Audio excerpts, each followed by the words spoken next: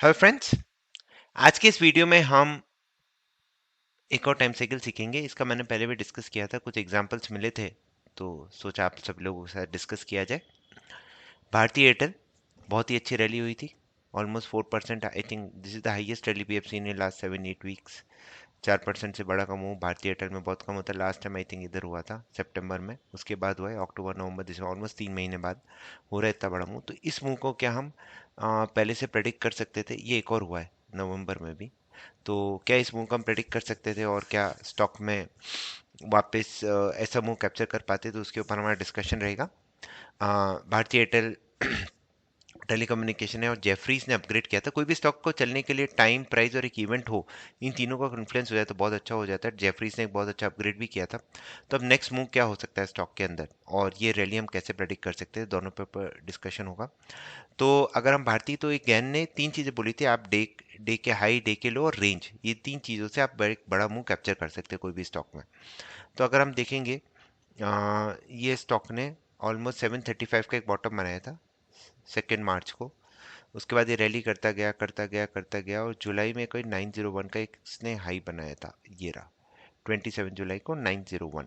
तो ये रेंज आप इन दोनों के बीच में निकालेंगे तो ये आएगी अराउंड 165 पॉइंट्स।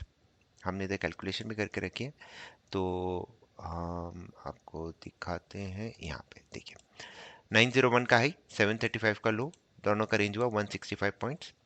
अब इस रेंज को हम क्या करते हैं, इस रेंज को हम मल्टीप्लाई करते हैं 30.437। 30.437, उसका एक सिंपल से रीजन है, this is the average number of days in the whole year for every month. किस जैसे जनवरी में 31 होते हैं, फरवरी में 29-28 होते हैं, मार्च में आपके वापस 31 होते हैं, अप्रैल में 30 होते हैं। तो ऐसे हमारे डेट्स होते हैं, इन सब का एवरेज निकालेंगे।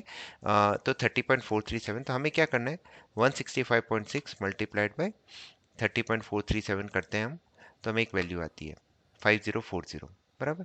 अ, इसको हम इसको अगर हम ऐड करेंगे तो 27, जो आप जिस दिन इसे टॉप बनाया था, प्लस 5040 अगर मैं ऐड करता हूँ तो मेरी एक डेट आती है, वो ऑलमोस्ट 2037 में है। तो एक तो ये डेट हो गई। अब इस डेट को अगर मुझे कम करना है तो फैक्टर ऑफ 10 हम जरूर यूज कर सकते हैं। 5040 डिवाइड बाई 10 कर दीजिए, तो आपके पास आएगी 504 डेज। तो अब इसी वैल्यू को मैं 504 डेज में ऐड करता हूँ, तो क्या आता है मेरे पास डेट, 12/12/2024, 12/12/2024। तो ये एक टाइम साइकिल मिल गई, राइट। अब इस टाइम साइकिल के साथ क्या मेरे पास प्राइस लेवल्स भी हैं? तो प्राइस लेवल्स के लिए हम क्या यूज़ करते हैं, बेसिकली हम गैन के master levels, annual trend chain level, Gann का मंथली ट्रेंड चेन लेवल। तो सबसे पहले मंथली को देख लेते हैं, पहले एनुअल पे देख लेते हैं, एनुअल में कुछ हो रहा है क्या। एक मिनट, यहाँ। तो यहाँ पे हम इसी को रीसेट चार्ट कर देते हैं, इसको मैं थोड़ा हटा देता हूँ, और सबसे पहले मंथली ट्रेंड चेन लेवल लगाते हैं। तो मंथली ट्रेंड चेन लेवल ही इसने 12th को क्रॉस किया था, so that was a positive thing, 1593। उसके बाद इसका एनुअल ट्रेंड चेन लेवल देख लेते हैं, वो है 1654। तो 1593 के ऊपर एटलीस्ट वी कैन प्रेडिक्ट कि 1654 तक तो जा ही सकता है प्राइस।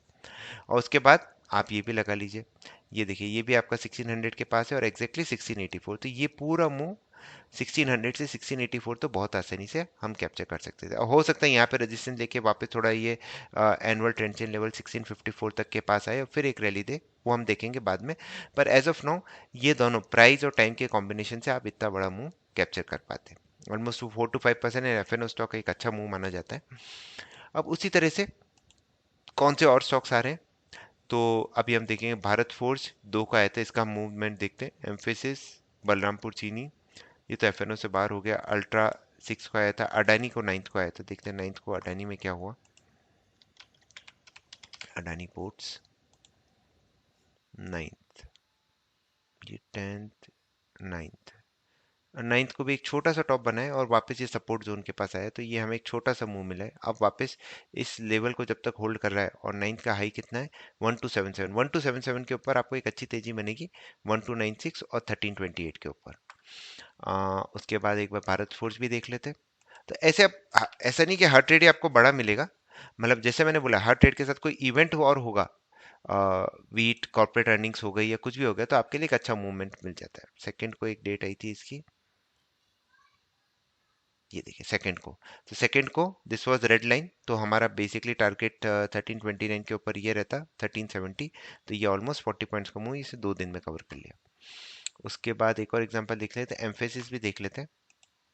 4 तारीख डेट थी इसकी, एम्फेसिस वाज ऑन फोर्थ, ये नाइन्थ है, ये फोर्थ है, एग्जैक्ट बॉटम बना, और उसके बाद ये रेड लाइन भी क्रॉस की है, और उसके बाद तो इसमें बहुत ही अच्छी रैली आई है, राइट। 3000 से ऑलमोस्ट 200 पॉइंट्स की rally, so which is decent enough. इसी तरह से आप कौन से स्टॉक आ रहे हैं वो भी नजर है, क्योंकि ये तो हो गया है, इसका तो आप कुछ कर नहीं पाएंगे। अडानी पे ध्यान रखना 1277 के ऊपर, पर एमसीएक्स, मारुति, एमजीएल, एमसीएक्स 2 बार आ रहा है, एक 12-14 को भी आ रहा है, 17 को भी आ रहा है, तो इसमें मल्टीपल टाइम साइकिल्स आ सकती है। फिर Berger paint, Cipla, ICICI, Nifty के भी है 25-12 को, इंपॉर्टेंट डे है। 26 औरो फार्मा, ओबेरा, रियल्टी, निफ्टी 29, तो ये हमारे पास डेट्स आ रही है कुछ इंपॉर्टेंट, 25 और 29 निफ्टी के लिए। 25th को है आपका वेडनेसडे, 29th को तो छुट्टी है, तो उसका इवेंट 30 होगा, तो 25 हमारे लिए इंपॉर्टेंट हो जाएगा। इस तरह से हम इस पर्टिकुलर स्ट्रेटेजी से डिफरेंट काइंड ऑफ स्टॉक्स निकाल सकते हैं। और 30.437, अगर मल्टीपल्स आपका बड़ा आ रहा है तो आपको डिवाइड बाय 10 करना पड़ेगा, और आप इन स्टॉक्स का आप यूज कर सकते हैं। तो हमने बैक टेस्टिंग में भी देखा अच्छा मूवमेंट आता है।